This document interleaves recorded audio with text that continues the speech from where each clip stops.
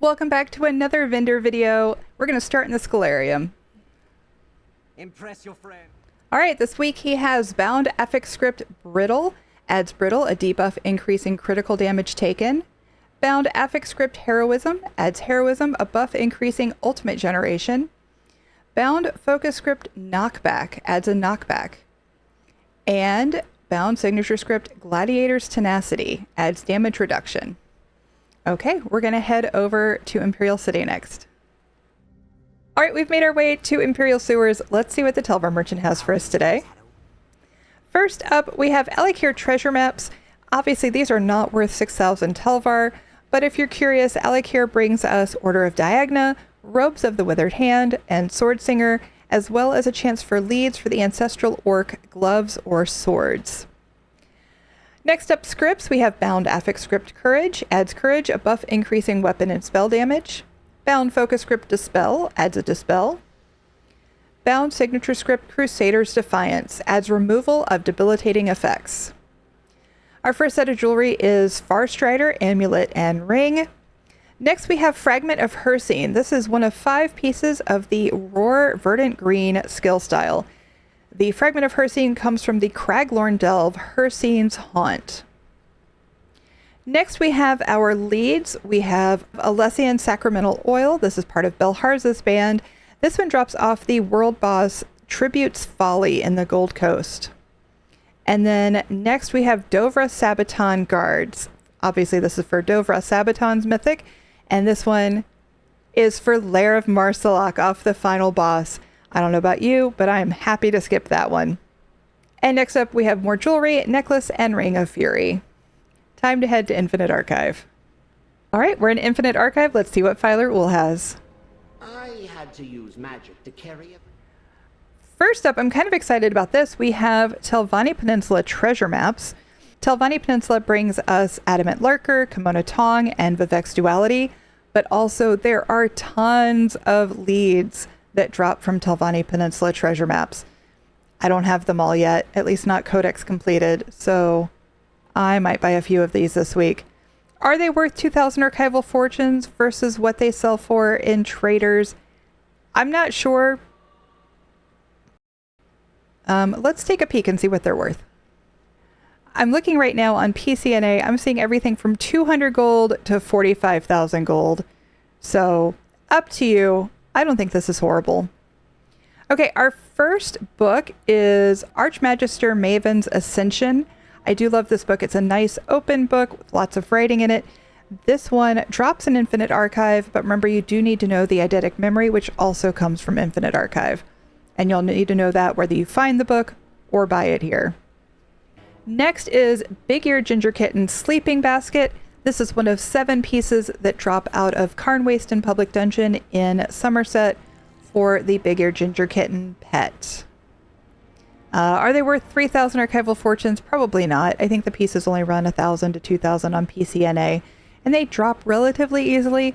At least your first one each day does. So probably not worth 3,000 archival fortunes unless it happens to be the last one you're looking for, and then just for ease it might be. All right, our first plan this week is Leowyn Bookcase Grand Filled. On PCNA, this runs 47 to 66,000, and there's not that many on the market. Our scripts, we have Bound Affix Script Protection, adds protection, a buff reducing damage taken. Bound Focus Script Disease Damage, adds disease damage. Bound Signature Script Assassin's Misery, adds improved use of status effects. I'm also really excited about this style page this week. We have another mask. I almost always recommend getting masks. The RNG on these is horrible. You have a limited window when they drop, and you are better off. You have a better chance of getting the style page if you have the hard mode achievement. Baron Zadras is from the Cauldron. The hard mode gets a little spicy. It's not the worst one out there, but farming the Cauldron over and over may not be your favorite thing. I would probably just buy this one. Companion equipment jewelry. I usually don't recommend companion equipment at all, but if I do, it is for jewelry because you have a better chance of getting something that you need. You're at the mercy of RNG as for traits, and then when you buy them this way, they are bound, so you can't sell them to or trade them with friends or whatever. So this isn't horrible. If you have some archival fortunes to spend and still need to equip your companions, this isn't a horrible deal.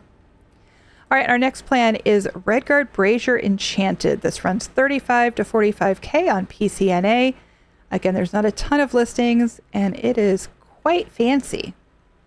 Next up, we have Fragment of the Black Maw. This is one of, looks like 5 pieces for the Silver Bolt's Vibrant Yellow skill style. This fragment drops out of the Shadowfen Delve Black Maw. Remember, when you farm these fragments, they are a guaranteed drop. So since this one comes out of a Delve and it's base game, I think you should just go in and grab this one. But it is here for 1,000 archival fortunes if you prefer not to. Next up, Lead Ensorcelled Drying Twine. This is part of Spore Savant Face Marks and drops from the Apocrypha World Boss, Cathan Plaza. Here are the Spore Savant face marks. And yes, the eyes come with that. All right, our next lead is Heartlord Hide Singlet. This is part of Fawnlark's Cladding. And this lead drops from the High Isle World Boss, Fawn Falls. This one can be a bit of a pain, so I'm a little bit excited about this one too. This world boss is not my favorite. All right, our second book is Master of the Tides of Fate. This one also drops out of Infinite Archive, but the eidetic memory is in Necrom in Telvanni Peninsula.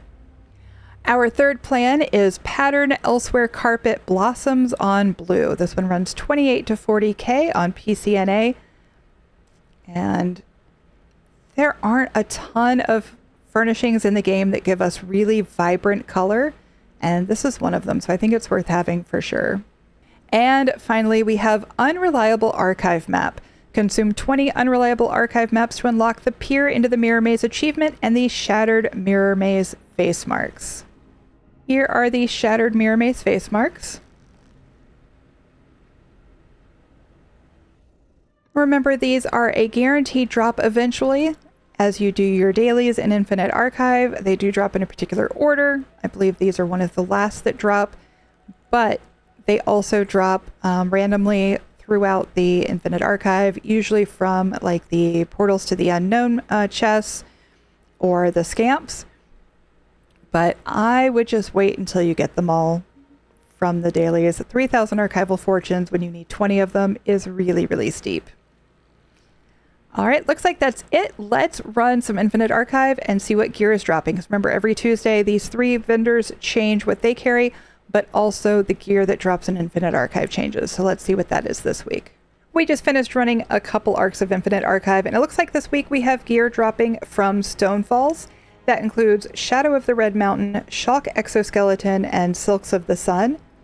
And from High Isle, which includes Blessing of High Isle, Steadfast Metal, and Sister's Scowl. Now remember, you can break down Steadfast Metal to get Stendar stamps, which are still retailing for about 3,000 gold at Guild Traders on PCNA.